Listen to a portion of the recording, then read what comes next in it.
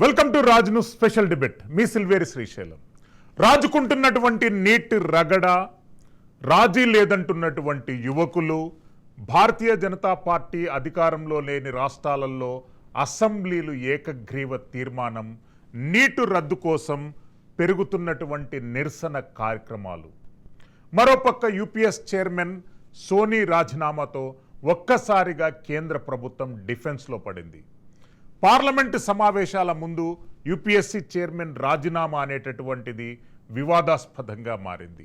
మరోపక్క తెలంగాణ రాష్ట్రంలో యూపీఎస్సీ నియామకాలపై స్మితా సబర్వాల్ చేసినటువంటి వ్యాఖ్య రాజకీయంగా రాద్ధాంతాన్ని క్రియేట్ చేస్తుంది. తాజాగా ఈరోజు కొండ సురేఖ గారు కూడా స్మితా సబర్వాల్ వ్యాఖ్యలను ఖండించడమే కాకుండా ఆమె పైన శాఖాపరమైనటువంటి చర్యలు తీసుకోవాలని డిమాండ్ చేశారు. రాజ్ న్యూస్ స్పెషల్ డిబేట్లో ఈరోజు మనతో పాటు డాక్టర్ అందె సత్యం గారు, సీనియర్ పొలిటికల్ అనలిస్ట్, మనకు లైవ్లో అందుబాటులో ఉంటారు. అల్జాపూర్ శ్రీనివాస్ గారు, సీనియర్ భారతీయ జనతా పార్టీ నాయకులు, మనకు లైవ్లో అందుబాటులో ఉంటారు. మిట్టా నర్సయ్య గౌడ్ గారు, టీపీసీసీ సీనియర్ నాయకులు, మనకు లైవ్లో అందుబాటులో ఉంటారు. అందె సత్యం గారు, మొదటగా మీతో ప్రారంభిద్దాం. నీట్ పేపర్ లీక్ వివాదంతో ప్రారంభమైనటువంటి ఈ రగడ గత 45 రోజుల నుండి ప్రతిరోజు పతాక శీర్షికపై కొనసాగుతుంది.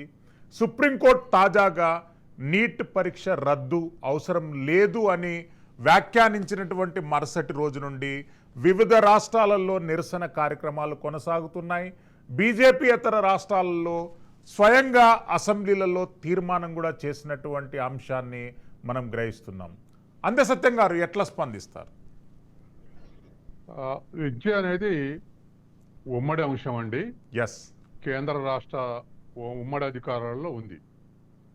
కానీ కేంద్ర ప్రభుత్వం సరే సెంట్రల్ స్పాన్సర్డ్ కాలేజెస్ ఉన్నాయి, వాటికి సపరేట్గా ఎంట్రన్స్ అవసరం లేకుండా అన్నిటినీ కలిపి ఒకటే నీట్గా చేసింది. చేసిన తర్వాత ఇవాళ 24 లక్షల మంది దేశవ్యాప్తంగా ఆ ఎగ్జామ్ రాశారు. ఆ తర్వాత ర్యాంకులు విడుదలైన తర్వాత ఈ రకరకాలైనటువంటి స్కాండల్స్ బయటపడతా ఉన్నాయి. బయటపడుతున్నటువంటి క్రమంలో సుప్రీంకోర్టు ఒక నిర్ణయానికి వచ్చింది. అది జార్ఖండ్ ఇంకా ఒక ప్రాంతంలో, 2 ప్రాంతాల్లో లీక్ అయింది. కాబట్టి ఆ 2 ప్రాంతాల్లో ఎగ్జామ్ రద్దు చేస్తే సరిపోతుంది. మిగతా మొత్తం దేశం రద్దు చేస్తే 24 లక్షల మంది ఎఫెక్ట్ అవుతారని చెప్పేసి సుప్రీంకోర్టు తీర్పిచ్చింది.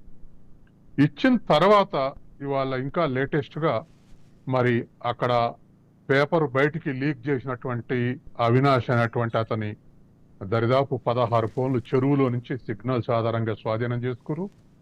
అవినాష్ని అరెస్ట్ చేశారు. జూలై 30 వరకు కస్టడీకి ఉంచే విధంగా ఇవాళ సరెండర్ చేశారు. తర్వాత అవి ఆ పేపర్లు ముందు జార్ఖండ్, బీహార్లో లీక్ అయినప్పటికీ వాటిని 35 నుంచి 60 లక్షలు, 45 నుంచి 60 లక్షలకు పేపర్లు అమ్మారు.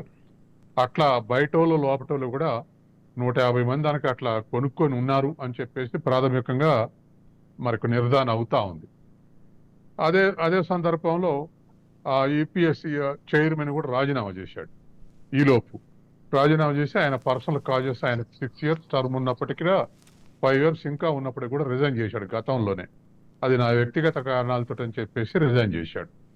ఏదేమైనా ఇవాళ ఇది బయటకు రావడంతో ఇది ఒక్కటే కాదు, ఇది బయటకు వచ్చింది కాబట్టి పెద్ద చర్చ జరుగుతుంది. కానీ బయటకు రాకముందే గత 2 దశాబ్దాలుగా నేను వింటున్నా, ఏది మన ఆల్ ఇండియా ఎగ్జామ్స్ ఏవైతే ఉన్నాయో, అవి IB exam, intelligence bureau exams కానీ, స్టాఫ్ సెలక్షన్ ఎగ్జామ్స్ కానీ, ఇటువంటి అన్నీ కూడా ముఖ్యంగా స్టాఫ్ సెలక్షన్ కమిషన్ ఎగ్జామ్స్ ఎక్కువ భాగం బీహార్, ఉత్తరప్రదేశ్లో లీక్ అవుతున్నాయి. ఎక్కువ భాగం వాళ్ళే సెలెక్ట్ అవుతున్నారు. కాబట్టి దీని సెలక్షన్స్ బాగలేదని 2 దశాబ్దాలుగా చర్చ జరుగుతుంది. నేను యువకులు మాట్లాడుతున్నప్పుడు దగ్గరుండి వింటా ఉంటాను ఇట్లా అన్యాయం జరుగుతుంది అనేది. ఇప్పుడు బయటకు వచ్చింది కాబట్టి ఇది ఇటువంటి స్కాండల్ బయటపడింది. అయితే చాలా రాష్ట్రాలు అసెంబ్లీ తీర్మానాలు చేశాయి.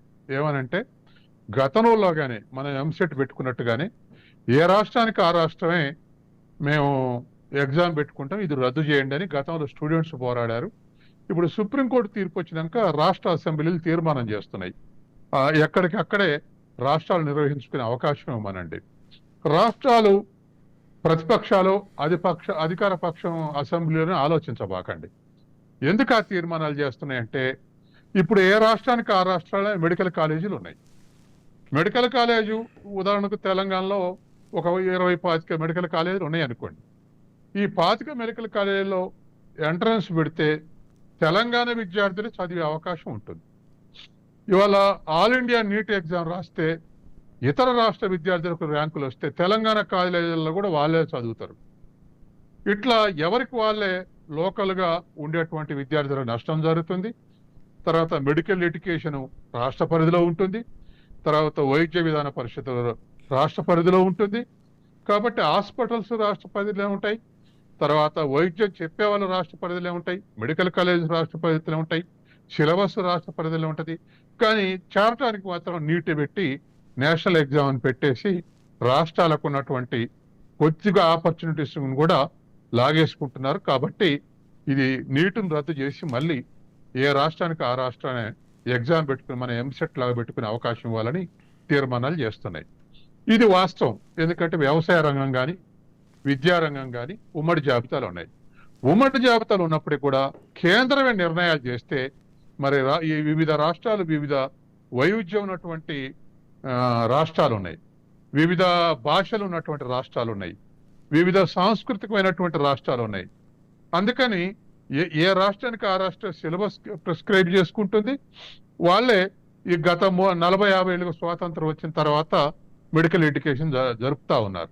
కాబట్టి ఇవాళ central sponsored exam, central sponsored syllabus, central sponsored curriculum ఇవన్నీ అమలు చేయటం వల్ల వాస్తవానికి రాష్ట్రాల అధికారాలను కూడా కేంద్రం చలాయిస్తున్నట్టుగా ఇవాళ మనకు తెలుస్తా ఉంది. కాబట్టి తర్వాత రెండోది, ఏ రాష్ట్రంలోనైనా క్వశ్చన్ పేపరు లీక్ అయినా లేదా యాన్యువల్ ఎగ్జామ్ లీక్ అయినా లేదా మరొక సంఘటన జరిగినా ఆ రాష్ట్రానికి రద్దు అవుతుంది. మిగతా దేశం అంతా ఎఫెక్ట్ కాదు. కానీ ఇవాళ లీక్ అయితే దేశం అంతా ఎఫెక్ట్ అవుతుంది. కాబట్టి ఇవాళ సుప్రీంకోర్టు అనొచ్చు అక్కడే లీక్ అయిందని. అక్కడున్న పేపర్ కేరళ విద్యార్థి పోయింది అనుకోండి, అక్కడున్న లీక్ అయిన పేపరు తెలంగాణకు వచ్చింది అనుకోండి, ర్యాంకులు ముందుకు వెనక్కు జరుగుతాయి. అంటే అందరికీ అన్యాయం జరుగుతుంది. కాబట్టి వాళ్ళు ఉన్నటువంటి పరిస్థితుల్లో ఏదేమైనా రాష్ట్ర అసెంబ్లీలు తీర్మానాలు చేసినట్టుగా రద్దు చేయటం అవసరం. అన్ని ఉమ్మడి జాబితాలు ఉన్నాయన్నీ కేంద్రం చేతుల్లోకి పోతే కేంద్ర ప్రభుత్వం ప్రకారం, కేంద్ర ప్రభుత్వం యొక్క నమ్మకాల ప్రకారం సిలబస్ని కానీ కరికులం కానీ నడపడం కష్టం. ఎందుకంటే రాష్ట్రాలు ఇది ఫెడరల్ సమాఖ్య. అందుకే విద్యారంగం ఉమ్మడి జాబితాలు చేర్చారు. అందుకని దాన్ని బట్టి అయినా మనకు రాష్ట్రాలకు అధికారాలు ఇచ్చి అల్జాపూర్ శ్రీనివాస్ గారు, భారతీయ జనతా పార్టీ పూర్తిగా నిర్లక్ష్యం వహించింది పరీక్షల నిర్వహణ అంశంలో. నీట్ యూజీసీతో పాటు వివిధ రాష్ట్రాలలో, బీజేపీ పాలిత రాష్ట్రాలలో చాలా వరకు తప్పిదాలు జరిగినట్టుగా కొన్ని కథనాలు వస్తున్నాయి. అసలు ఇంత పకడ్బందీగా నిర్వహించవలసినటువంటి అంశం సుమారు 4700 సెంటర్లలో 1600 మంది విద్యార్థులు మాస్ కాపింగ్ అంటే పేపర్ లీక్ జరిగినట్టుగా ప్రాథమికంగా తెలిసినటువంటి అంశాలు ఏంటి? ఎలాంటి జవాబిస్తుంది బీజేపీ దీనికి? ఒకటి, శ్రీశైలం గారు, భారతీయ జనతా పార్టీ కేంద్రంలో గత 10 సంవత్సరాలుగా అధికారంలో ఉన్నది. ఎన్నడూ అటువంటి సమస్య రాలేదు. దానికి అంతటి కూడా కారణము, మరి దానికి మంచి అనే కారణం భారతీయ జనతా పార్టీ అయితే మరి ఈ ఒక్కసారి కావాలని చేస్తాం బీజేపీ సర్కార్. అదే చెప్తున్నాను. ఎవరో ఒకళ్ళు కల్ప్రిట్స్, క్రిమినల్స్ ఆ యొక్క మాలిఫైడ్ ఇంటెన్షన్ తోని డబ్బు కోసం ఎవరో కొందరు చేతులు కలిపి ఆ లీక్ చేసి డబ్బులకు అమ్మేసుకోని ఉంటారు. అంత మాత్రాన బీజేపీ సర్కార్ నిర్లక్ష్యం చేసింది అనడం కాదు. వెంటనే ఎఫ్ఐఆర్లని సిబిఐ టేకప్ చేసింది. అనేక మంది అరెస్ట్ అయినారు. ఇంకా ప్రాసెస్ నడుస్తూ ఉన్నది, ఇన్వెస్టిగేషన్ నడుస్తూ ఉన్నది. బాధ్యులైన ఏ కోశానా కూడా వదిలేదు అని చెప్పేసి కేంద్ర ప్రభుత్వం చెప్తా ఉన్నది. ఎవరికైనా ఏదైనా ఇన్ఫర్మేషన్ ఉంటే మాకు సహకరించండి, అందించి అని చెప్పి చెప్పడం కోరుతా ఉన్నది. మోర్ ఓవర్ అన్నిటికి మించి ఆ బాధ ఇప్పుడు మా కోర్టులో లేదు. ఆ డెసిషన్, జడ్జిమెంట్ లేదా రీకండక్షన్ ఆఫ్ ఎగ్జామ్స్ లేదా రిజల్ట్ అవుట్ చేయడం అనేది all subject to disposal of supreme court. Supreme court చెప్పినట్టే నడుచుకుంటున్నాం అందరు కూడా. నీట్ రీకండక్ట్ చేయడమా మా అభిప్రాయం కాదు. లేదు టోటల్ రద్దు చేయకుండా రిజల్ట్ మట్టుకే ఇవ్వడమా మేము చెప్పేది కాదు. వాట్ ఎవర్ సుప్రీంకోర్టు సేస్ దానికి మేము సిద్ధంగానో అదే రకంగా నడుచుకుంటా ఉంటాం. ఎంక్వైరీ ఎక్కడ ఆగలేదు. ఆ బీజేపీ సర్కార్ పొత్తులో ఉన్న సర్కార్ బీహార్ కాబట్టి కొందరిని అరెస్ట్ చేస్తే మేము భద్రమవుతాం. రాజస్థాన్ అదేంటి శిఖర్ కోటా పక్కన ఉన్నటువంటి ఆ ప్రాంతంలో అవుట్ అయిన అనుమానం ఉన్నది రాజస్థాన్ లో. అక్కడ ఇప్పుడు బీజేపీ, అప్పుడు కాంగ్రెస్ సర్కార్ కాబట్టి ఇప్పుడు మేం భద్రమవుతామని చెప్పేసి ఆపేది లేదు, ఎక్కడ సైడ్ చేసేది లేదు. ఇది నాన్ పొలిటికల్ ఇష్యూగా తీసుకోవాలి. జనరల్ అఫెన్సెస్, జనరల్ క్రైమ్స్ ఎట్లయితే జరుగుతున్నాయో అదే లైన్ లో ఆ యొక్క క్రైమ్ ను, ఆ యొక్క అఫెన్స్ ను, ఆ యొక్క కుట్రను మనమంతా కూడా అర్థం చేసుకోవాలి. డెఫినెట్ గా మేమంతా కూడా ఖండిస్తా ఉన్నాం. ఇటువంటి వాటిలో 23 లక్షల పైచిలకు పిల్లలు రాసిన ఎగ్జామ్, దీని కారణంగా యావత్ 23 లక్షల యొక్క పిల్లల యొక్క భవిష్యత్తు అంటే నిర్ణయం మరి మా చేతులు లేని పని. సుప్రీంకోర్టు చెప్పినట్టు నడుచుకుంటా ఉన్నాం. కాబట్టి ఏదైతే చెప్తో బీహార్లో కొద్ది మందికి అంది ఉంటది, లేదా కోటాలో లేకుంటే ఆ యొక్క రాజస్థాన్ లో కొద్దిమంది అంది ఉంటది. Subject to disposal of the investigation charge sheet, let admission should go on. తప్పేమున్నది? ఇప్పుడు ఎలక్షన్ లో గెలిచిన తర్వాత కూడా ఏమో కేసు ఎలక్షన్ పిటిషన్లు పడతాయి, ఏదో అఫెన్స్ వాస్తవాలు దాచినని చెప్పించి. ఏడాదికో 2 నెలలకో ఆ కోర్టులో ప్రూవ్ అయ్యి వాళ్ళ ఎలక్షన్ వైడ్ అని చెప్పేసి, ఇన్వాలిడ్ అని చెప్పేసి రద్దు చేస్తా ఉన్నది కోర్టు. ఇది కూడా అంతే. ఒకవేళ ఏమైనా పిల్లలు ఆ మార్క్స్ పొందిన వాళ్ళకు సీట్ వచ్చి నకలు కొట్టిన వాళ్ళకు, లీక్ ద్వారా వచ్చిన వాళ్ళకి తర్వాత తెలిస్తే వాళ్ళని కూడా సీట్ రద్దు చేస్తుంది. కోర్టు యొక్క నిర్దేశానుసారం చేయగలుగుతాం, లేదా ఎన్టీఏ చేస్తారు, లేదా సెంట్రల్ గవర్నమెంట్ డిసైడ్ చేస్తుంది. దీన్ని బాగా లాగి దేశవ్యాప్తంగా దీన్ని విస్తరింపజేసి సమస్య ఇంకా జటిలం చేయదనే యొక్క మా అభిప్రాయం. అయినా మేము ఒకటే చెప్తున్నాం, supreme court is there to decide, to dispose. దాన్ని అందరం కూడా సహకరించాలి, రాజకీయంగా మాట్లాడకండి మేము చెప్తాం. యస్, అల్జాపూర్ శ్రీనివాస్ గారు మళ్ళీ వస్తాను. మిట్టా నరసయ్య గౌడ్ గారు, రాహుల్ గాంధీ గారు పార్లమెంటు వేదికగా ధర్మేంద్ర ప్రధాన్ గారి పైన విమర్శలు చేయడమే కాకుండా భారతీయ జనతా పార్టీ నైతిక బాధ్యత వహించవలసిందనేటటువంటి వ్యాఖ్యలు రాహుల్ గాంధీ గారు చేశారు. ఎట్లా స్పందిస్తారండి నీట్ స్కామ్, యూజీసీ చైర్మన్ రాజీనామాలపై? ముందుగా మీకు ప్యానెల్లో ఉన్న పెద్దలకు వ్యూవర్స్ నమస్కారం. ఇప్పుడు భారతీయ జనతా పార్టీ మాట్లాడే వర్షన్ ఎట్లా ఉందంటే కట్టిపోటు పొడిచి సారీ చెప్పినట్టుగా ఉంది. అరే మీరు పేపర్ లీక్ అయిందని చెప్పేసి గగ్గోలు పెడతా ఉంటే అదంతా సుప్రీంకోర్టు ఆధ్వర్యంలో వాళ్ళు ఏం చెప్తే కదా చేస్తామంటే తప్పు చేసేది అయితే మీరే కదా. నెంబర్ 1. ముఖ్యమైన విషయం ఏంటంటే సుప్రీంకోర్టుకు ఈ దర్యాప్తు ఏజెన్సీలు కానీ ప్రభుత్వం కానీ అందించినటువంటి సమాచారము అరకొర సమాచారం అని మనకు అర్థమవుతుంది కదా. ఈరోజు 16 సెల్ ఫోన్లు చెరువులో నుంచి తీసిన తర్వాత అవి ఎక్కడి నుంచి ఎక్కడికి పోయినాయి, ఎన్ని రాష్ట్రాలకు పోయినాయి, ఎంతమందికి పాకింది అనేది ఏది సంబంధం లేకుండా అరకొర ఇన్ఫర్మేషన్ మీద ఆధారపడి సుప్రీంకోర్టు నిర్ణయానికి వచ్చింది. అంటే సుప్రీంకోర్టు తప్పుదారి పట్టించినట్టే కదా. ఇప్పుడు సిబిఐ అయినా ఏదైనా ఎవరి ఆధ్వర్యంలో ఉంటుంది, ప్రైమ్ మినిస్టర్ ఆధ్వర్యంలోనే ఉంటది కదా. అంటే ఎవరు తప్పుదారి పట్టించారు? అదే వేరే రాష్ట్రంలో కనుక ఏదన్నా పొరపాటున ఒక 5 నిమిషాల ముందో ఏదైనా వచ్చిందని తెలిస్తే సరిపోయి భారతీయ జనతా పార్టీ శివాలు ఎత్తేసి వీళ్ళని తీసేయాలని మూసేయాలని చెప్తారు. నేను ఒకటే అంటున్నా, భారతదేశంలో ఒక విద్యా వ్యవస్థకు సంబంధించి, డాక్టర్ వ్యవస్థకు సంబంధించిన కీలకమైన పరీక్ష పేపర్ను వాళ్ళు కట్టడి చేయలేకపోయినారు. కానీ బయటకు వచ్చిన తర్వాత ఇన్ని మాటలు మాట్లాడుతూ ఉన్నారు. నెంబర్ 2 ఏంటంటే ఈ ఉమ్మడి జాబితాలో ఉన్న విద్యా వ్యవస్థను మీ కంట్రోల్లోకి తీసుకోవడం ఎందుకండి? తీసుకొని మీరు కంట్రోల్ చేయలేకపోతున్నారు కదా. అదే ఏ రాష్ట్రానికి ఆ రాష్ట్రం కనుక నీట్ కనుక వాళ్ళు ఇది చేసుకుంటే పేపర్ రద్దు అయితే ఆ రాష్ట్రం కొరకు రద్దు అవుతుంది.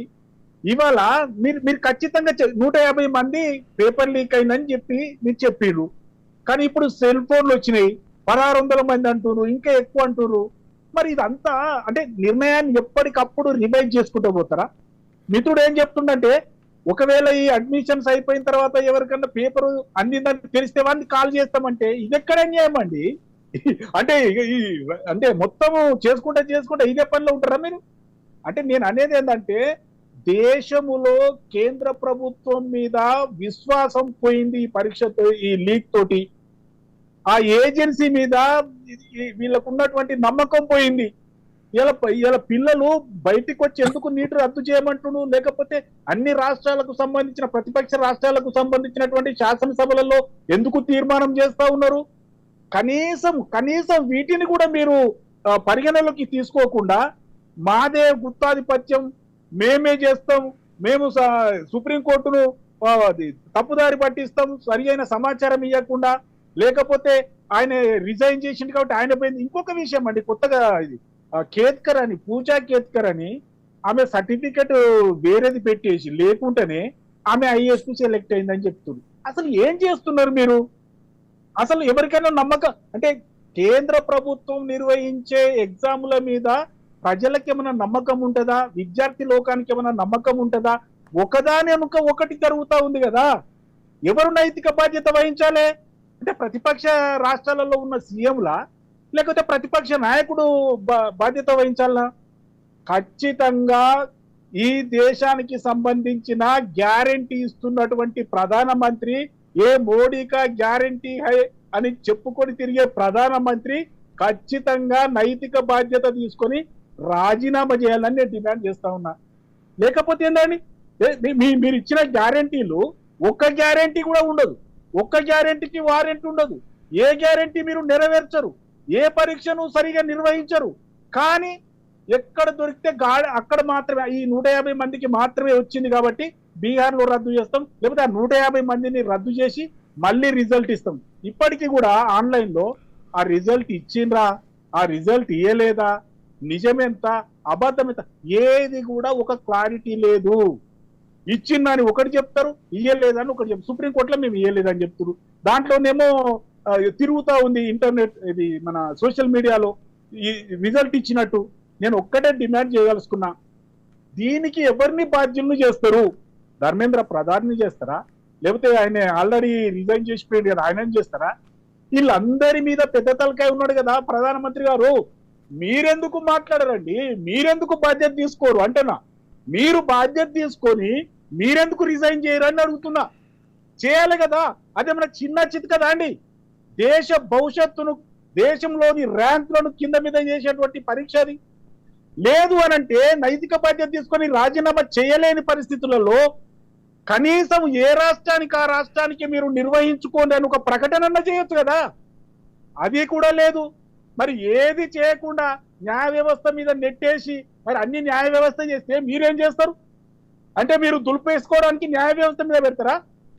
ఇంతకు ముందు రైతుల ఉద్యమం మీద కూడా న్యాయ వ్యవస్థ ఎట్లా చెప్తే అట్లానే ఒక కమిటీ వేసిను. ఆ కమిటీ తేల్చే లోపలనే ప్రధానమంత్రి ఆయన ఏం చెప్పిండంటే సారీ చెప్పేసి వెనుకపోయిండు. నేనేమంటున్నా, ఒక దేశం అన్నప్పుడు వీళ్ళు చెప్తారు కదండి, ఒకే దేశం ఒకే చట్టం, ఒకే దేశం ఒకే రేషన్ కార్డు, ఒకే దేశం ఒకే సిలిండర్, మరి ఒకే దేశం ఒకే పరీక్ష అని చెప్పినప్పుడు మరి చక్కగా నిర్వహించాలి కదా. మరి ఆ సామర్థ్యం లేనప్పుడు తప్పుకోవాలి కదా. కాబట్టి ఒకటే అంటున్నాం, ప్రధాన ప్రతిపక్షం ఒకటే డిమాండ్ చేస్తుంది, కాంగ్రెస్ పార్టీ డిమాండ్ చేసేది ఏంటంటే, ఇప్పటికీ కూడా ఎంతమందికి పేపర్ లీక్ అయింది, ఎన్ని రాష్ట్రాలలో పేపర్ లీక్ అయింది అనేది ఆ 16 ఫోన్లలో ఏముందో తెలిస్తే తప్ప తెలిసే అవకాశం లేదు. అంటే ఇప్పుడు తీసుకున్న నిర్ణయాలు సరి అయినవా కావా అనేది మీరే ఆలోచన చేయండి. నర్సయ్య గౌడ్ గారు మళ్ళీ వస్తాను. కాబట్టి ఒకటే అంటున్నా, ప్రధానమంత్రి రాజీనామా చేయాలని ప్రధానంగా మేము డిమాండ్ చేస్తా ఉన్నాం. అందసత్యం గారు, గతంలో ఎప్పుడు నీట్ ఎగ్జామ్స్ నిర్వహించిన 180 ప్రశ్నలకు 180 ప్రశ్నలు అటెంప్ట్ చేసినా కానీ 720 మార్కులు గత చరిత్రలో చాలా తక్కువ మందికి వచ్చాయి. మొట్టమొదటిసారిగా 67 మందికి ఒకే పరీక్షలో రావడాన్ని ఎట్లా చూడాలి? దేశవ్యాప్తంగా 4750 సెంటర్లలో 24 లక్షల మంది ఎగ్జామ్స్ రాశారు. అందులో 67 మందికి 100కు 100 మార్కులు వచ్చాయి. ఎట్లా చూడాలండి ఈ వ్యవహారాన్ని? వాస్తవానికి కాపీయింగ్ జరిగితేనే అట్లా వచ్చే అవకాశం ఉంది. ఎవరెవరికైతే క్వశ్చన్ పేపర్ అందిందో వాళ్ళందరూ కూడా ఇటువంటి స్కోర్ చేసే అవకాశం ఉంది. ఈ క్వశ్చన్ పేపర్ లీక్ అందినటువంటి వాళ్ళందరికీ సప్లై చేసిన వాళ్ళ ఆన్సర్ కూడా సప్లై చేస్తారు. ఈ ఆన్సర్స్ ని బైహార్ట్ చేసి టిక్ చేస్తారు. అందరూ ఒకే విధంగా టిక్ పెడతారు కాబట్టి సేమ్ మార్క్స్ వచ్చేటువంటి అవకాశం ఉంది. తర్వాత రెండోది అట్లా కాదండి, మళ్ళా యూనివర్సిటీస్ ఉన్నాయి. యూనివర్సిటీకి సపరేట్ ఎంట్రన్స్ ఎగ్జామ్ ఉంటుంది, సెంట్రల్ యూనివర్సిటీకి సపరేట్ ఎగ్జామ్ ఉంటుంది. ఏ స్టాండర్డ్స్ కు ఆ స్టాండర్డ్స్. ఇప్పుడు మెడికల్ ఎడ్యుకేషన్ లో ఎయిమ్స్ ఉంది, చండీగఢ్ పీజీ ఇన్స్టిట్యూట్ ఉంది, బెంగళూరులో నిమహాన్స్ ఉంది, ఇట్లా పాండిచ్చేరిలో సెంట్రల్ ఇన్స్టిట్యూట్ ఉంది. ఇటువంటి అన్ని కూడా సెంట్రల్ ఇన్స్టిట్యూట్స్ లో చదివే స్టాండర్డ్స్ ఉన్నటువంటి విద్యార్థులు అది రాసుకుంటారు. తర్వాత దాని ఓరియంటేషన్ లో ప్రిపేర్ అయినటువంటి వాళ్ళు దాన్ని రాసుకుంటారు entrance. State medical college, state medical university ఏ రాష్ట్రానికి ఆ రాష్ట్రానికి ఉన్నటువంటి స్టాండర్డ్స్ ప్రకారం వాళ్ళు ప్రిపేర్ అయినటువంటి ఓరియంటేషన్ ప్రకారం వీళ్ళు రాసుకుంటారు. అసలు ఆ అవకాశాన్ని ఎందుకు రుద్దాలంటున్నా. లోకల్ ఇవాళ మనకు ఇన్క్లూజివ్ డెమోక్రసీ అన్నప్పుడు దానికి అన్ని అప్లై అవుతాయి. ఇన్క్లూజివ్ ఎడ్యుకేషన్ అంటే కోయ పిల్లలు, గోండు పిల్లలు కూడా మెడికల్ ఎడ్యుకేషన్ జరిగే అవకాశం ఉంది ఇవాళ. మరి అటువంటి పిల్లలకు ఆల్ ఇండియా ఎగ్జామ్ పెట్టి వాళ్ళు కార్నర్ చేయటం ఎందుకు? ఏ రాష్ట్రానికి ఆ రాష్ట్రమే, ఏ భాషకు ఆ భాషల్ని పెట్టుకుంటే అక్కడ ఉన్నటువంటి లోకల్స్ అంతా దాని తగ్గట్టుగా ప్రిపేర్ అయ్యి సెలెక్ట్ అవుతారు. యూజీ అయిపోయినాక పీజీకి ఒక సస్టైనబిలిటీ వస్తుంది, అప్పుడు పీజీకి కూడా నేషనల్ లెవెల్లో రాస్తారు. కానీ వాళ్ళ బలవంతంగా ఆల్ ఇండియా ఎగ్జామ్ ని లోకల్ పీపుల్ మీద రుద్దటం ఎందుకని?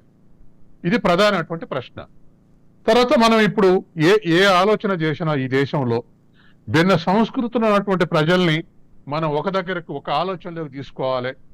14 భాషలు మాట్లాడే అటువంటి వాళ్ళకు ఎవరికి నష్టం జరగొద్దు, 14 భాషలకు ప్రాధాన్యత ఇవ్వాలని 14 భాషల్లో ఎంట్రన్స్ పెట్టుకుంటారు. మీకెందుకు అంటున్నా?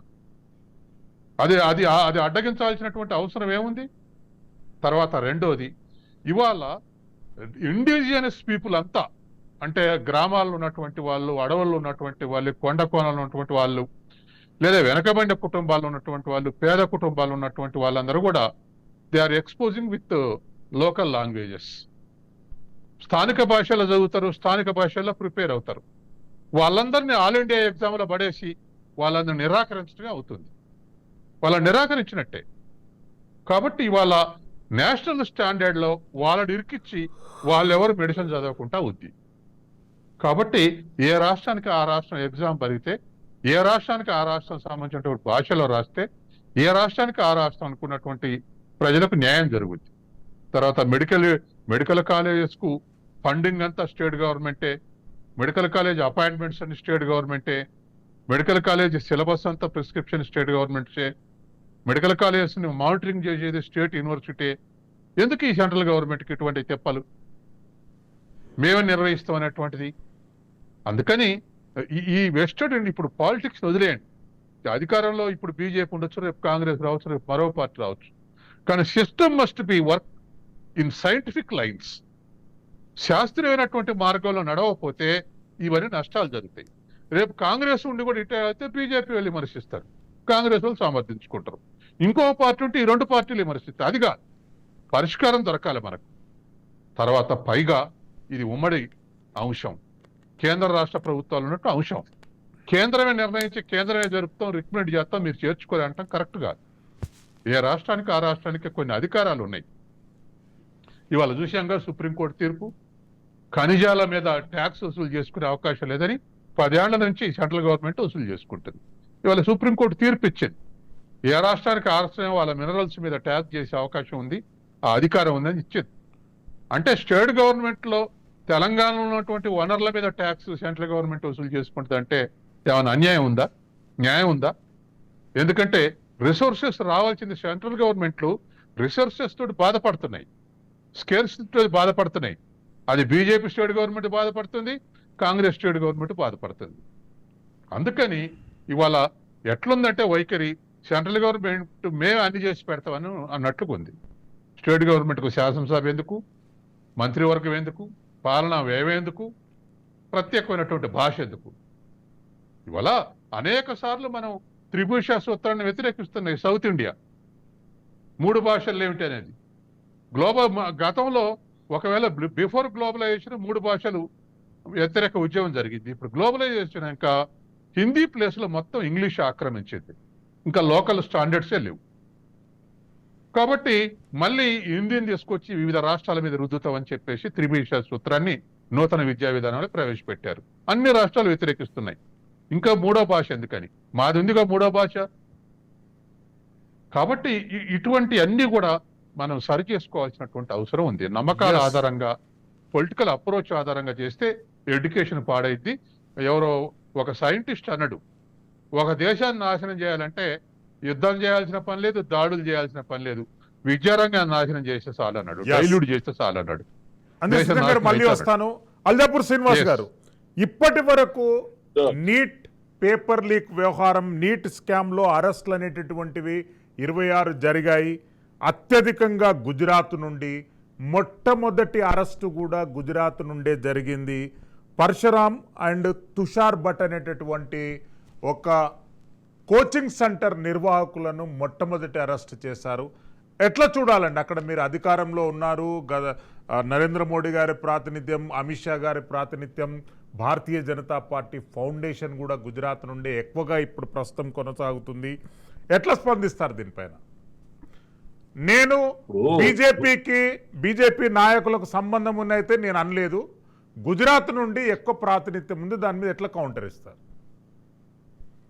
ఒక్కటి శ్రీశైలంగా, గుజరాత్ అయినా, బీహార్ అయినా, రాజస్థాన్ అయినా, ఇంకెక్కడైనా కానీ నీట్ అన్నది దేశవ్యాప్తకు సంబంధించిన ఎగ్జామినేషన్. సో ఎక్కడైనా బాధపడాల్సిందే, హర్షించే విషయం కాదు ఇది. గుజరాత్ లో అఫెండర్స్ ఉండరని కాదు, క్రిమినల్స్ ఉండరని కాదు, అట్లా బీజేపీ పాలిత రాష్ట్రాల్లో అసలు ఎఫ్ఐఆర్లకు కావాలని మేము చెప్పట్లేదు కదా, క్రైమ్సే కావట్లేదని చెప్పట్లేదు కదా. కాంగ్రెస్ సర్కారు ఉన్నటువంటి రాష్ట్రాల్లో క్రైమ్స్ కావడం లేదా? అన్నీ కూడా పర్సన్ టు పర్సన్ క్యారెక్టర్ మీదకెళ్ళే అవసరాన్ని బట్టి వాళ్ళు ఆ యొక్క పాల్పడి ఉంటారు. అంత మాత్రాన బీజేపీ పాలిస్తున్నది కాబట్టి ఎట్లా చూడాలని చెప్తే అది సమంజసం కాదు. డెఫినెట్ గా చేసిన వాళ్ళు శిక్షింపబడాలి, డెఫినెట్ గా పట్టుబడాలి, వాళ్ళని ఎవ్వరు కూడా స్పేర్ చేయొద్దు. దానికి అడ్వైజ్ ఇవ్వండి. మీరు ప్రధానమంత్రి రాజీనామా చేయాలని అర్థం కాదు. ఎన్నిసార్లు రాజీనామా చేసినారు కాంగ్రెస్ హయాంలో? ఎన్ని కుంభకోణాలు బయటపడ్డా? ఎన్ని రాజీనామాలు చేసినారు? ఎన్ని యాక్సిడెంట్స్ అని ఎవరు రాజీనామా చేస్తారు? అవన్నీ కూడా ఏ రకంగా గాయమైందో అంతే మంది ఉంటుంది, కానీ కాలి గాయమైందని కాలు నరికేస్తారేమో అర్థం కాదు. అది కాదు, డెఫినెట్ గా బయటపడాల్సిందే. ఇంకో విషయం సత్యం గారు తీసిన లేవనెత్తినారు, అన్ని రాష్ట్రాలలో వ్యతిరేకిస్తా ఉన్నారు, మాది మేము కండక్ట్ చేసుకుంటాం కాబట్టి మాది మేమే అడ్మిషన్ తీసుకుంటాం అంటే, అనేక సందర్భాల్లో మన రాష్ట్ర పిల్లలు ఆయా డేట్స్లలో ఆయా ఎగ్జామ్స్ ఉంటా ఉన్నాయి, చాలా ఇబ్బంది అవుతున్నది. అనేక ఎగ్జామ్స్ రాయడం, ఫామ్స్ నింపడం, జర్నీ చేయడం, లాజ్ లో ఉండడం, ఇవన్నీ ఖర్చులు అవుతా ఉన్నాయి. ఎన్నెన్ని రాయాలి, ఎక్కడ తిరగాలని చెప్పి మనమే చాలా సందర్భాలు బాధపడ్డ సందర్భాలు ఉన్నాయి. ఒక కామన్ పేద పిల్లోడికి అన్ని రకాల ఎగ్జామ్స్ అందుబాటులో ఉండాలి, అన్ని సెంటర్స్, అన్ని యూనివర్సిటీ ఎగ్జామ్స్ అందుబాటులో ఉండాలనే ఉద్దేశంతో ఒక నీట్, ఒక జేఈ ఇంట్రడ్యూస్ చేయడం తప్ప ఇది? ఎంత సౌలభ్యం, ఎంత సౌకర్యం! మీ ర్యాంకును బట్టి దేశవ్యాప్తంగా ఎక్కడైనా కానీ సీట్ వచ్చే అవకాశం ఉంటుంది. అంత మాత్రాన ఆల్ ఇండియా ఎగ్జామ్ ఉన్నది కాబట్టి ఇక్కడ లోకల్ గా కాంపిటీషన్ బాగా పెడుతుంటే కాదు. కాంపిటీషన్ లోకల్ ఏమన్నా లోకల్ ర్యాంక్ వేరుంటది, మార్క్స్ తగ్గట్టు దాని యొక్క ర్యాంక్ పరిమితం చేస్తారు. Local non local. ఇప్పుడు మన దగ్గర ఐదు జోన్లు ఉన్నాయి తెలంగాణలో, ఆంధ్రప్రదేశ్ తెలంగాణలో 7 సబ్జెక్టు కరెక్షన్. సో ఆ రకంగా మనం ఆప్ చేసుకుంటే ఆ లోకల్ నా లోకల్ రేషియో మీద మనకు సీట్ వచ్చే అవకాశం ఉంటుంది, వస్తుంది కూడా. సో చాలా ఈజీ, సౌకర్యవంతంగా ఉన్నది ఎగ్జామినేషన్ సిస్టమ్. పిల్లలకు జర్నీలు ఎక్కువ చేయకుండా ఇప్పుడైతే ఆన్లైన్ డే బై డే పెరుగుతూ ఉన్నది. ఈ యొక్క ప్రపంచం గ్లోబల్ మార్కెట్ లో చాలా ఈజీ అన్ని ఎగ్జామ్స్ రాసే అవకాశం ముందు ముందు ఇంకా ఉంటుంది. సో మనం కోరుకోలే ఎక్స్ట్రా ఎఫర్ట్స్ లేకుండా తక్కువ సమయంలో అనేక ఎగ్జామ్స్ అటెండ్ చేసేటువంటి అవకాశం ప్రభుత్వాలు కల్పించాలి. ఆ సౌకర్యాలు ఇచ్చినప్పుడే పేద పిల్లలకు ఆదివాసీలు కావచ్చు, గిరిజన హరిజనులు కావచ్చు, ఎస్టీలు కావచ్చు, ఎవరైనా కావచ్చు, పేదోళ్ళు ఎవరైనా కావచ్చు, వాళ్లకు ఈ ఎగ్జామ్స్ అందుబాటులో ఉండాలి. దానికోసమే నీట్ కదా. ఇప్పుడు శిఖర్లో బీహార్లో శిఖర్లో ఫస్ట్ మార్క్స్ హైయెస్ట్ మార్క్స్ వచ్చినాయి. 700 పైన దాటినటువంటి శిఖర్ రాజస్థాన్లో కోటా పక్కన ఉంటుంది అక్కడ ఆ యొక్క బార్డర్, పాకిస్తాన్ బార్డర్ దగ్గర. సో అక్కడ వచ్చినాయి. అక్కడ ఎక్కువ 29 మందికి ఆ టాప్ మార్క్స్ వచ్చిన టాపర్స్ 2-3 టాపర్స్ ఒకే మార్క్ వచ్చిన అక్కడి నుంచి ఉన్నారు. డెఫినెట్ గా ఎంక్వైరీ జరగాలి, పట్టుక రావాలి. 16 చెరువులు దొరికినాయి కాబట్టి అయినా ఇంకా బయట పడతలే. ఇవన్నీ అర్థం లేని ఆరోపణలు. ఖండిస్తున్నాం కదా, మేము సమర్థిస్తున్నామా? ఎవరైనా వెనకేసుకొస్తున్నామా? ఎవరినైనా స్పేర్ చేసేది లేదు. బీజేపీకి ఏమొస్తే అట్లా చేస్తే ఆ పిల్లలకు అన్యాయం చేసి, లేదా పిల్లలకు ఎంకరేజ్ చేసి తప్పు సపోర్ట్ చేసి మార్క్స్ ఇప్పిస్తే మాకేమొస్తుంది? బీజేపీకి ఏమాత్రం లాభం జరగదు దాంతో. పిల్లలకు నష్టం అవుతా ఉన్నది. 23 లక్షల పిల్లలు వెయిట్ చేస్తా ఉన్నారు, వాళ్ళకి భవిష్యత్తు ఏందన్నది. అందరికి రాకపోవచ్చు దేశవ్యాప్తంగా. 70-80 వేలో 1,00,000 సీట్లు ఉండవచ్చు కాక, 1,00,000 కావచ్చు, 2 లక్షలు ఏనాడు కానీ. రిమైనింగ్ పిల్లలైతే అంతా మిగతా చోట్ల సెటిల్ కావాలి, ఏదో ఒక ఎడ్యుకేషన్ లో కోర్సు పర్చు చేయాలి. సో దానికి మళ్ళా రీకండక్ట్ అని పేరు మీద మళ్ళా 2 ఏళ్ళు ఎగ్జామ్ కండక్ట్ కోసం టైం పెట్టి ఆ పిల్లలు ఏ కోర్సు జాయిన్ కాకుండా ఉండడం, ఇవన్నీ కూడా పిల్లల్ని తప్పుదారి పట్టించడం, పేరెంట్ని తప్పుదారి పట్టించడం అవుతుంది. మనం కొద్దిమంది నాయకులు మాట్లాడితే కొద్దిమంది పేరెంట్స్ మీద దాని ఎఫెక్ట్ పడుతుంది. ఇప్పుడు ఇటువంటి నాయకులు చెప్పడం కారణంగా కొద్దిమంది స్టూడెంట్ ఆర్గనైజేషన్స్ వాళ్ళు బయటకు వస్తా ఉన్నారు, రీకండక్ట్ చేయండి, ప్రోకేటివ్ ఎడ్యుకేషన్ తీసుకొస్తా ఉన్నారు. ఇది మంచిదా? పిల్లల భవిష్యత్తు దెబ్బతింటది కదా. అందరితో రాయాలి కదా ఎగ్జామ్. అందరూ 23 లక్షలకు పాస్ కాలేదు కదా, పాస్ అని కాలేదు కదా పేపర్లు. సో కొద్ది మందికి యాజ్ ఆఫ్ 1600 మందికి అంది ఉంటే పేపర్లు అనుకుందాం. ఎంక్వైరీలో తేలుతుంది ఈ పిల్లోనికి అందింది, ఆ రోజు ఫలానా అడ్మిట్ చేస్తా అనుకోండి. డెఫినెట్ గా ఇన్వెస్టిగేషన్లు బయటపడినప్పుడు వాళ్ళకు డిస్క్వాలిఫై చేస్తారు, తప్పేం లేదంట. కోర్టు ఉండే కదా, ఆ జడ్జిమెంట్స్ అటువంటి ఒక ప్రెసిడెంట్స్ ఉన్నాయి ఈ దేశంలో. సిమిలర్ కేసులు ఆ ఎగ్జామే కాకుండా సిమిలర్ సిచ్యువేషన్స్ ఉన్నప్పుడు సెకండ్ ర్యాంక్ లో ఉన్నటువంటి పిల్లలకు ఇవ్వచ్చు, దాని దగ్గరలో ఉన్నట్టు ఇమీడియట్ నెక్స్ట్ ర్యాంకర్స్ కి. ఈ రకంగా సొల్యూషన్ మళ్ళీ వస్తాను. దాన్ని రాద్ధాంతం చేయదని నా అభిప్రాయం. మిఠా నరసయ్య గౌడ్ గారు, స్మితా సబర్వాల్ గారి అంట కాంగ్రెస్ పార్టీ నాయకులు టార్గెట్గా పడుతున్నారు. ఆమె చేసినటువంటి వ్యాఖ్యల పైన సీతక్క అండ్ కొండా సురేఖ గారు, చాలామంది కాంగ్రెస్ నాయకులు టార్గెట్గా స్మితా సబర్వాల్ నిలుస్తుంది. ఎందుకు, ఏంటి? అంతకంటే ముందు ఇంకొక మాట చెప్పి నేను ఈ సబ్జెక్ట్ వస్తా. ప్లీజ్. అయితే ఈ ప్రధానమంత్రి గారు ఒక 2 విషయాలలో దృష్టి సారించాలని కోరుకుంటున్నాం. ఒకటి, నెంబర్ 1 ఏంటంటే, ఇప్పుడు అది రద్దు చేస్తారా ఇంకేం చేస్తారా అనేది ఒకటి ఆలోచన చేయంటున్నారు. రెండోది ఏంటంటే, సుప్రీంకోర్టు క్లారిటీ ఇచ్చింది, రద్దు జరగదు, 2 రాష్ట్రాలలోనే మళ్ళీ పునర్సమీక్షిస్తామని చెప్పి నేనేమంటున్నా, ఇప్పుడు వీళ్ళు ఇచ్చిన సమాచారాన్ని బట్టి ఇచ్చిర్రు. ఇప్పుడు కొత్తగా 2 దొరికిన ఏమైతుందో తెలియదు కదా. రెండో విషయం ఏంటంటే, ఏ రాష్ట్రానికి ఆ రాష్ట్రానికి నిర్వహించుకుంటే కేంద్రానికి వచ్చిన ఇబ్బంది ఏముంది? కేంద్రం ఎందుకు బాధపడాలి? వదిలేస్తే ఏ రాష్ట్రానికి ఆ రాష్ట్రానికి చేసుకుంటారు కదా.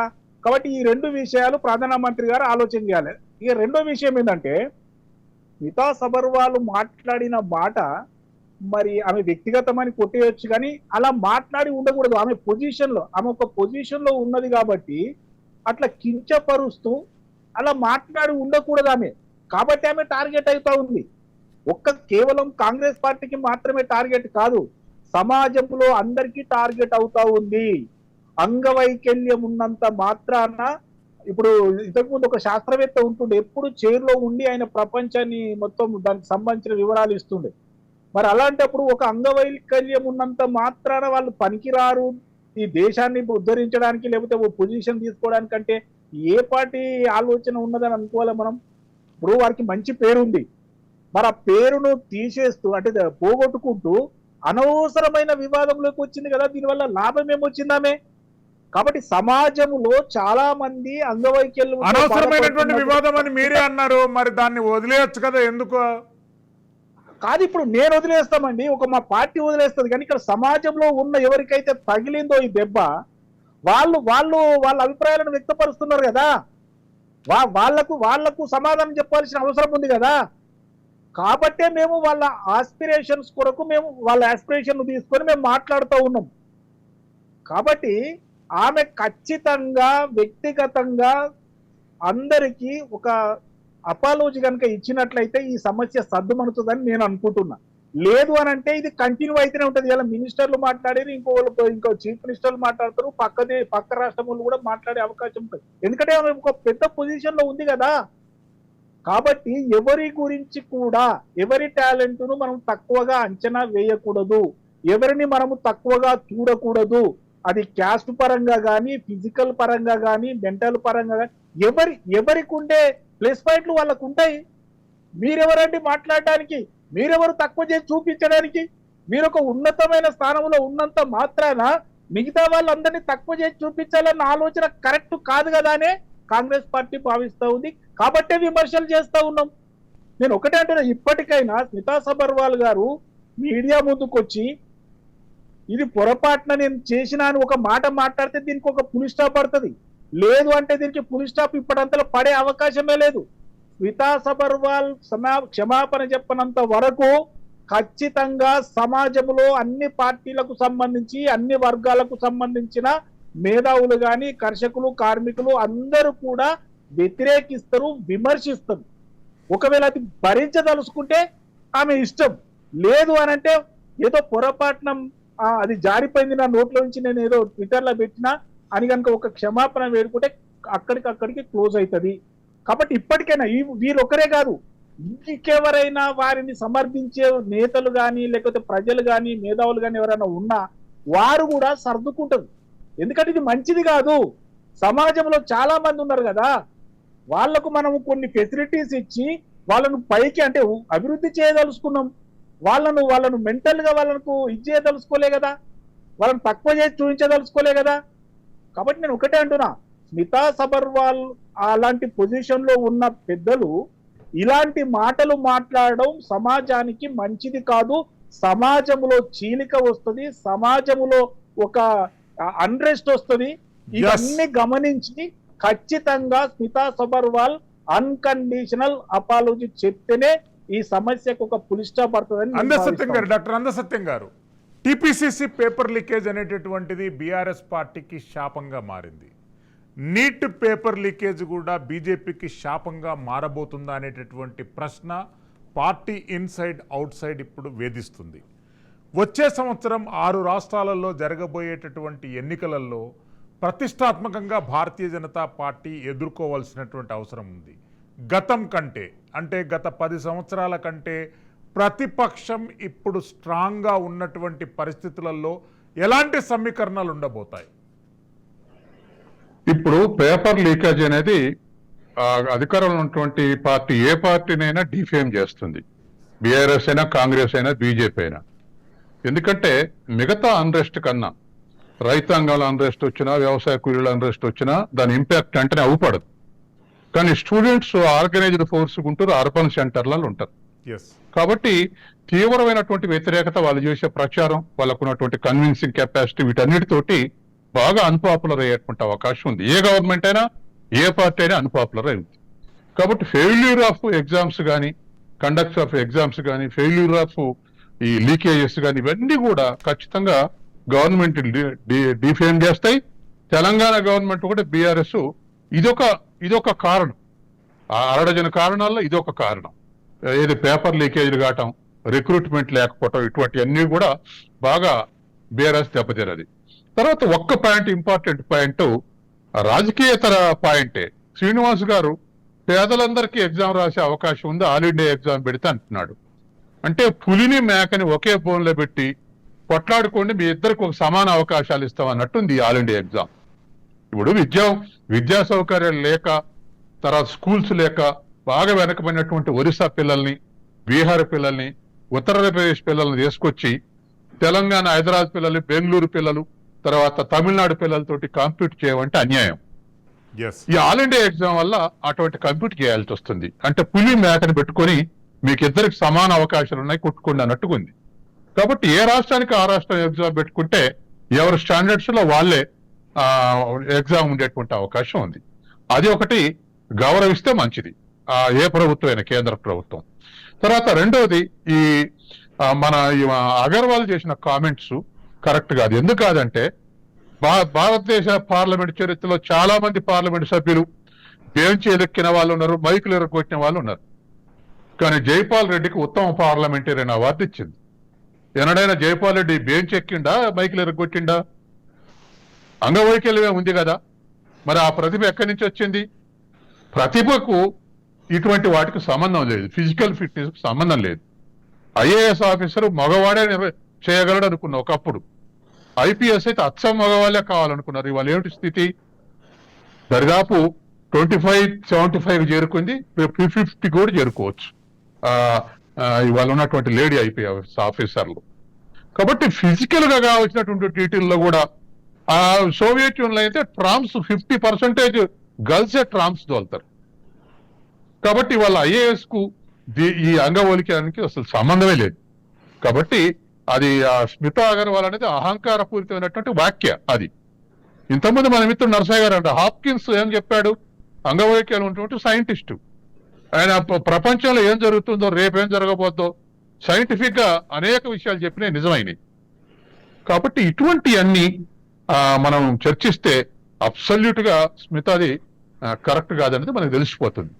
కాబట్టి వాళ్ళు ఉన్నటువంటి పరిస్థితుల్లో అటువంటి వాళ్ళు సెలెక్ట్ కావటం, మెంటల్ ఎబిలిటీ అటువంటి వాళ్ళకు ఉండి Smita Agarwal all India service select కావటం, లేదా కేత్కర్ లాంటి వాళ్ళు డూప్లికేట్ పెట్టి సర్వీసులు పెట్టి, సర్టిఫికెట్లు పెట్టి సర్వీసులో ట్రైనీ ఐఏఎస్ ఉండటం, ఇటువంటి అన్ని కూడా ఆల్ ఇండియా ఎగ్జామ్ కున్న క్రెడిబిలిటీ తగ్గిస్తాయి. కాబట్టి ఇలా క్రెడిబిలిటీ తగ్గకుండా ఎగ్జామ్స్ నిర్వహించడం, పరీక్షలను సర్టిఫై చేయటం, ఇటువంటి అన్ని కూడా ఒక పగడ్బందీగా చేయాల్సినటువంటి అవసరం ఉంది. ఇవన్నీ కూడా ఆల్ ఇండియా లెవెల్ కన్నా స్టేట్ లెవెల్లో ఎఫెక్టివ్ గా చేసేటువంటి అవకాశం ఉంది. ఎక్కడైనా పొరపాటు జరగవచ్చు, కానీ స్టేట్ లో జరిగేటువంటి పొరపాటు కన్నా పెద్ద ఎత్తున ఇప్పుడు 4 లక్షల మందికి కండక్ట్ చేసేదానికన్నా 24 లక్షల మందికి కండక్ట్ చేసేటువంటి విషయంలో ఇంకా ఎక్కువ కాన్సన్ట్రేషన్ అవసరం. రెండవది, ఆల్ ఇండియా ఎగ్జామ్ కండక్ట్ చేస్తే all India staff, all India agencies వచ్చి చేయవు, మళ్ళీ స్టేట్ మిషనరీ వాటిని కండక్ట్ చేసేది. కాబట్టి డిఫరెంట్ కోణాలలో చూస్తే ఇది ఇప్పటికైనా స్టేట్ వదిలేయటం మంచిది. అల్జాపూర్ శ్రీనివాస్ గారు, భారతీయ జనతా పార్టీ ఈ వ్యవహారాన్ని స్మూత్ గా డీల్ చేయబోతుందా? లేదు అంటనంటే విచారణ పేరుతోని దేశవ్యాప్తంగా కూడా నిట్ ఎగ్జామినేషన్ రద్దు చేయాలని డిమాండ్ వస్తుంది. కేవలం 2 రాష్ట్రాలకే పరిమితం కావాల్సిన అవసరం ఏముంది? ఈ రోజు జరిగినటువంటి విచారణలో 16 ఫోన్లు రికవరీ చేయడం జరిగింది. వాట్సాప్ ద్వారా వివిధ ప్రాంతాలకు వీటిని షేర్ చేశారు. అటువంటప్పుడు 2 ప్రాంతాలకే దీన్ని కన్ఫైన్ చేసుకునేటటువంటి అవకాశం ఎక్కడుంది?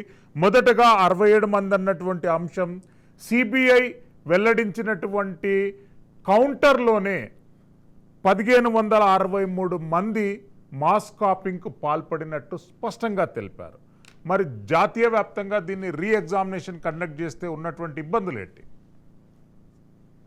ఒక్కటి శ్రీశైలం గారు, అప్పేర్ అయింది 23 లక్షల పైచిలకు విద్యార్థులు, 24 లక్షల మంది అప్లై చేసుకోగా 70,000 మంది అపేర్ అయ్యారు.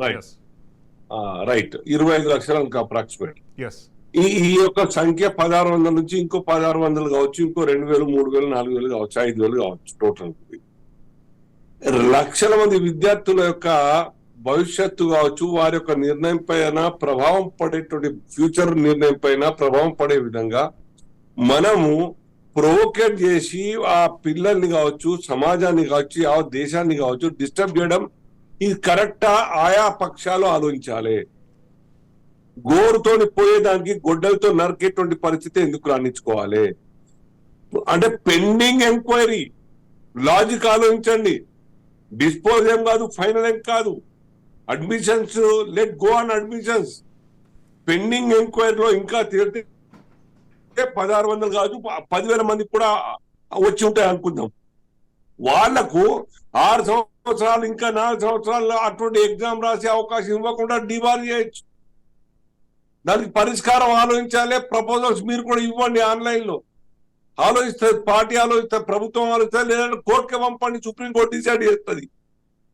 కానీ దాని మీద ఇదే మోక దొరికింది కాబట్టి బీజేపీని ఇరకాటం పెట్టాలి, మోదీ గారిని ఇరకాటం పెట్టాలి, లేదా ప్రధాని ఇరకాటంలో పెట్టాలనే ఉద్దేశపూర్వకంగా రాజకీయ నాయకులు మాట్లాడే మాటలు పరిష్కారంకు స్మూత్ దారిని ఇవ్వవు. సమస్య జట్లమవుతుంది. ఇకపోతే చాలా బాధ్యతాయుతంగా మాట్లాడుతున్నాం మేము.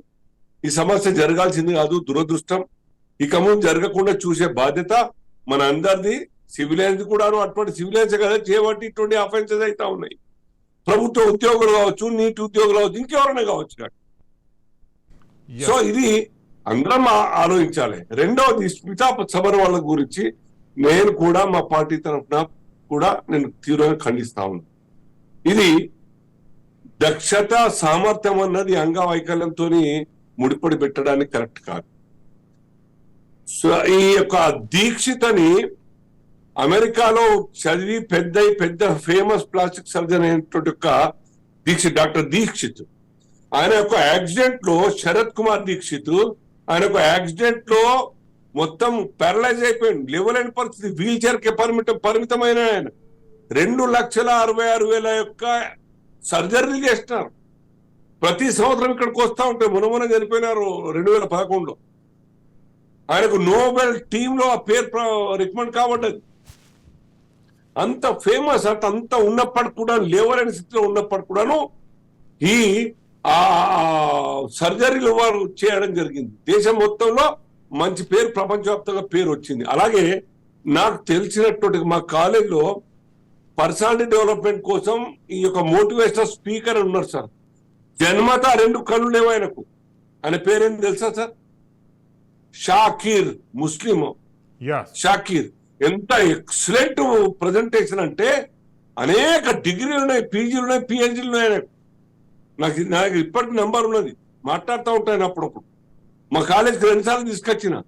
అవుట్ ఆఫ్ ఆయన ప్రేమతోనే, ఆయన సబ్జెక్ట్, ఆయన యొక్క అమోఘమైనటువంటి నాలెడ్జ్ కారణంగా నేను మా కాలేజ్ పిల్లల్ని మోటివేషన్ కోసం తీసుకురావడం జరిగింది. అంటే కళ్ళు లేకుంటే చదివలేనట్టే, కళ్ళు లేకుంటే స్పీకర్ గా పనికిరాడా? నాలెడ్జ్ గ్రాస్పింగ్ పవర్ ఉండదా?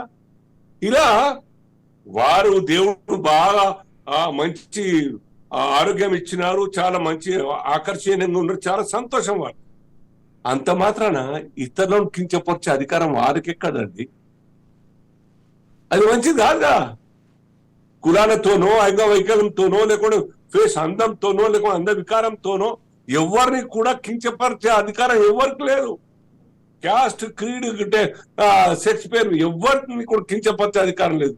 వారే ముందుకు వచ్చి అవుట్ ఆఫ్ నేను చాలా తొందరపాట్లు మాట్లాడని చెప్పేసి చింతను ప్రకటిస్తే సారీ చెప్పేది సరిపోతుంది. వారు మాట్లాడినారు, ప్రభుత్వం పిలిపించిందా? సీతక్క గారో ఇంకెవరో మినిస్టర్ కొండ సురేఖ గారో కోప్పడ్డట్టు పత్రికలు చూస్తాం. మరి పిలిపించచ్చు కదా, సీఎం గారు మాట్లాడచ్చు కదా, రష్ కావాలి, ఇమ్మీడియట్ రష్ ఆఫీస్ అని చెప్పాలి కదా. ఎందుకు ఆ చొరవ తీసుకోలేదు? ఇప్పుడు నర్స గారు కూడా మాట్లాడుతా ఉన్నారు. మరే ప్రభుత్వం మనది సార్, ప్రభుత్వం మీది. ముఖ్యమంత్రి గారు రేవంత్ రెడ్డి గారు కూర్చొని పిలిపారు కదా. మీరు ఎందుకు మాట్లాడినా ఆ రకంగా అని చెప్పి ప్రెస్ ముందర పిలిచి సారీ చెప్పాలని చెప్పాలి. ఉంటారు, రిజైన్ చేస్తారు. ఏమైతే దానికి? అంటే ఈ రకంగా స్టర్న్ గా ఉన్నట్టయితే ఇక ముందు కూడా ఎవరు అహంకారంతో ఎవరిని కూడా దూషించి అవమానపరిచే ప్రయత్నం చేయరు. టంగ్ స్లిప్ కావడంతోనే ఏ భవిష్యత్తు ఎంత అంధకారంలోకి పోతున్న విషయం వాళ్ళకు కూడా అర్థం కావాలి. ఇంకా 3 రోజులు అయిపోయింది, ఈ సర్కారు దాని మీద స్పందించకుండా ఇట్లా ఇండైరెక్ట్ కామెంట్ చేసుకుంటా పోతే కోప్పడ్డాన్ని మాత్రాన పేపర్లు వచ్చిందని చూసుకుంటూ సంతోషపడినాక ఇవన్నీ నేను మాట్లాడని చెప్పేసి అది కాదు కదా పరిష్కారం. వారు చూడాలి ఎంత బాధపడి ఉంటారు ఎవరి గురించారా కానీ వాళ్ళకు కూడా చెప్పాలి, సముదాయించాలి. వాళ్ళ అసోసియేషన్ వాళ్ళకు మాట్లాడాలి, మేము మీకు అండగా ఉంటాం, అటువంటి ఏం లేదు మాకు ప్రభుత్వంలో అటువంటి అన్యాయం జరగనీయమని చెప్పి అవమానం చేయనీయమని చెప్పి చెప్పాలి. అది జరగాలి. కాబట్టి ఇది ఐఏఎస్ అధికారిగా ఆ తప్పిదాన్ని మరి క్షమించాలని కోరడం మంచిది నా అభిప్రాయం. నర్సయ్య గౌడ్ గారు, కాంగ్రెస్ పాలిత ప్రాంతాలలో నీటును రద్దు చేయాలి, రాష్ట్రంలో నీటుకు చోటు లేదనేటటువంటి ప్రతిపాదనలు చేస్తున్నారు. జాతీయ స్థాయిలో ఉన్నటువంటి ఒక కాంపిటేటివ్ ఎగ్జామ్ పైన రాష్ట్రాల వారీగా తీర్మానాలు చేస్తే యువకుల భవిష్యత్తు ఏ రకంగా మారుతుంది? కాంగ్రెస్ పార్టీ ఎందుకు తొందరపడుతుంది? యువకుల భవిష్యత్తు బాగుండాలనే ఈ తీర్మానాలు చేస్తా ఉన్నాం. ఎందుకంటే దేశవ్యాప్తంగాని పెట్టేసి ఇది ఒక సెంట్రల్ గవర్నమెంట్ చేతిలోకి తీసుకున్న దానికంటే అన్ని ప్రాంతాలలో అన్ని వర్గాలకు అందుబాటులో ఈ వైద్య విద్య ఉండాలంటే ఖచ్చితంగా రాష్ట్రాలకు బదిలీ చేయాల్సిందే. ఏ రాష్ట్రానికి ఆ రాష్ట్రం కనుక ఇది నీట్ నిర్వహించుకున్నట్లయితే అక్కడ ఉన్నటువంటి అన్ని వర్గాలకు, పేద బడుగు బలైన అన్ని ఉన్నత వర్గాలకు సరి అయిన న్యాయం జరుగుతుంది. కాబట్టి ఇదే నిరసన ఈ తీర్మానాల ద్వారా మన ప్రధానమంత్రి గారికి తెలియపరుస్తా ఉన్నాం. ప్రధానమంత్రి గారు కూడా దీన్ని భేషజాలకు పోకుండా వాస్తవ పరిస్థితులను అవలోకనం చేసుకొని ఖచ్చితంగా దీన్ని ఆమోదించాలి. ఎందుకంటే తలనొప్పి పెట్టుకోవడం. ఇప్పుడు అందసత్యం గారు చాలా కీలకమైన విషయాలు ప్రస్తావించారు. ఒక పులిని ఒక మేకను బోన్లో పెట్టి మీరిద్దరు సమానమే కొట్టుకోరంటే ఎవరు గెలుస్తారో తెలియదా మనకు? మరి కనీసం ప్రధానమంత్రి స్థాయిలో వారు ఆలోచన చేసి ఇది ఎట్లాగూ ఉమ్మడి సబ్జెక్టే కాబట్టి రాష్ట్రాలకు అధికారం ఉంది కాబట్టి రాష్ట్రాలకు వదిలిపెట్టినంత మాత్రాన మనకు పెద్ద కొమ్ములేం పోవు. కాబట్టి ఇప్పటికైనా కూడా ఇప్పుడు కాంగ్రెస్ కాంగ్రెస్ పాలిత రాష్ట్రాలలో తీర్మానాలు చేయడము అని అంటే పేద బడుగు బలహీన వర్గాలందరికీ కూడా సమన్యాయము చేయాలన్న ఏకైక ఉద్దేశంతో మాత్రమే ఈ తీర్మానాలు చేస్తా ఉన్నాం. ఇది రాజకీయ తీర్మానాలు కాదు. మీరు ఇంతకు ముందు అందసత్యం గారు ఇంకొక ముఖ్యమైన విషయం చెప్పారు. ఒక దేశాన్ని నాశనం చేయాలంటే ఆ దేశంలో ఉన్న విద్యా విధానాన్ని నాశనం చేయాలంటే మరి ఇప్పుడు దీన్ని ఏమంటారు? ఇప్పుడు జరిగిన విపత్తును ఏమంటారు? కాబట్టి భారతీయ జనతా పార్టీ వాళ్ళు కూడా దీన్ని వేరే రకంగా తీసుకోకుండా మీ హయాంలో జరిగింది, ఇంతకు ముందు జరిగినవి వాస్తవాలే, కానీ మీ హయాంలో జరిగిన దాన్ని మీరైనా రెక్టిఫై చేస్తూ రాష్ట్రాలకు అధికారాన్ని బదలాయిస్తే అన్ని రాష్ట్రాలు సంతోషపడతాయి కదా. బడుగు బలహీన వర్గాలందరికీ కూడా వాళ్ళ రాష్ట్రంలో ఉన్న లాంగ్వేజ్ లో వాళ్ళు సీట్లు తెచ్చుకునే అవకాశం ఉంది కదా. కేవలం అందరూ ఒకటే అని నీటి పెట్టినంత మాత్రాన ఒకటి ఎట్లయితారు? ఏ రకంగా ఒకటైతారు? కన్క్లూజన్ పాయింట్ చెప్పండి. కాంపిటేటివ్ ఎగ్జామ్స్ అందసత్యం గారు కన్క్లూజన్ పాయింట్. నేను చెప్పినటువంటి విషయాలు ప్రధానమంత్రి కార్యాలయానికి చేరవేయాలి. ఎప్పుడైనా కనీసం నిర్ణయం తీసుకుంటారు. ఇప్పుడు న్యూ ఎడ్యుకేషన్ పాలసీలో భాగంగా సెంట్రలైజేషన్ అనేది దాంట్లో ఒక కీలక పాత్రధారి ఉంది. న్యూ ఎడ్యుకేషన్ పాలసీ 2020లో నేను రెండు మూడు ఆర్టికల్స్ కూడా రాశా వాటి మీద. కాబట్టి ఇప్పటికైనా ఈ ఉమ్మడి అంశాలు, ఇప్పుడు వ్యవసాయ రంగం ఉంది, ఎదురైంది కదా, ఒక అనుభవం ఉంది కదా, అది ఉమ్మడి అంశం. వ్యవసాయ చట్టాలు కేంద్ర ప్రభుత్వం చేసింది, అది ఉమ్మడి అంశం వ్యవసాయం. కానీ కేంద్ర చట్టాలు తెస్తే రాష్ట్రాలు ఉన్న ప్రజలు ఎదురు తిరిగితే ప్రధానమంత్రి వెనక్కి తీసుకున్నాడు. కాబట్టి ఇవాళ ఉన్నటువంటి ఈ పరిస్థితుల్లో వివిధ రాష్ట్రాల్లో వివిధ సంస్కృతులు, వివిధ భాషలు, వివిధ స్టాండర్డ్స్ ఉన్నాయి. ఇప్పుడు ఎస్సీ వాళ్ళకి తక్కువ మార్కులు వచ్చినాయి, మేము సీటు ఏమంటే కుదురుద్దా? బీసీలకు ఇప్పుడు ఓసీలో కూడా 10% రిజర్వేషన్స్ ఇచ్చారుగా. ఎందుకు ఇచ్చారు? పేదలు కాబట్టి ఇచ్చారు. వాళ్ళని ఇన్క్లూజివ్ చేయాలి, డెమోక్రసీలో ఇన్క్లూజివ్ చేయాలని ఇచ్చారు. పేద రాష్ట్రాలకు రిజర్వేషన్స్ లేదుగా. మరి పేద రాష్ట్రాలకు ఎట్ట న్యాయం చేస్తారు? ఎడ్యుకేషన్ లేనటువంటిది, లిటరసీ లేనటువంటి రాష్ట్రాలు నేను ఇంతకుముందు చెప్పినట్టుగా ఉత్తరప్రదేశ్, బీహార్, ఒరిస్సాలో 35% పేదరికం ఉంది. అసలు పేదరికం లేనటువంటి తమిళనాడు, కేరళతో ఎట్ట కంప్యూట్ చేస్తారు? కాబట్టి చుట్టూ సుప్రీంకోర్టు తీర్పు కూడా అదేగా, సోషల్ ఇంప్రూవ్మెంట్ బట్టే మనం క్రైటీరియా ఇవ్వాలి, అడ్వాంటేజ్ ఇవ్వాలన్నది. కాబట్టి ఇవాళ ఉన్నటువంటి పరిస్థితుల్లో ఇన్క్లూజివ్ అందరి విద్యార్థులకు, అన్ని రకాల కులాల విద్యార్థులకు, అన్ని ప్రాంతాల్లో వెనకబడి డెవలప్ అయినటువంటి విద్యార్థులకు వైద్య విద్యలో స్టేక్ హోల్డర్స్ గా మార్చాలంటే ఖచ్చితంగా రాష్ట్రాలకు వదిలేయటం మంచిది. బాగా స్టాండర్డ్ ఉండి దాంట్లో నుంచి ఇంప్రూవ్ అయినటువంటి వాళ్ళ కేపబిలిటీస్ ఉన్నటువంటి వాళ్ళు రాసుకోనండి, ఎయిమ్స్కో లేకపోతే నిమహాన్స్కో రాసుకోనివ్వండి, దానికి నిషేధం లేదు కదా.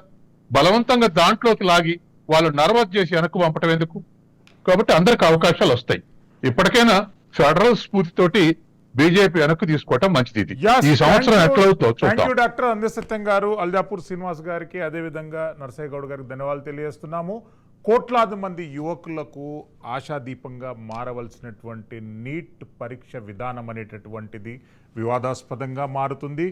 మనోజ్ సోని రాజీనామా తర్వాత నీట్పై పార్లమెంటు వేదికగా కొనసాగుతున్నటువంటి రాద్ధాంతం, మరోపక్క ధర్మేంద్ర ప్రధాన్ కేంద్ర విద్యాశాఖ, మానవ వనరుల శాఖ మంత్రి సమర్థవంతంగా ఈ వ్యవహారాన్ని హ్యాండిల్ చేయలేకపోతున్నారనేటటువంటి అపవాదుల మధ్య భారతీయ జనతా పార్టీ నీట్పై సమగ్రమైనటువంటి విచారణ కొనసాగిస్తుంది.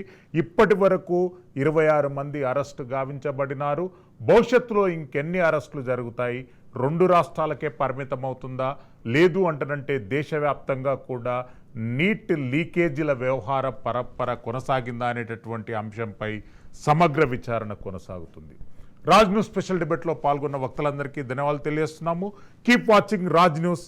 Silveri Srisailam for Raj news.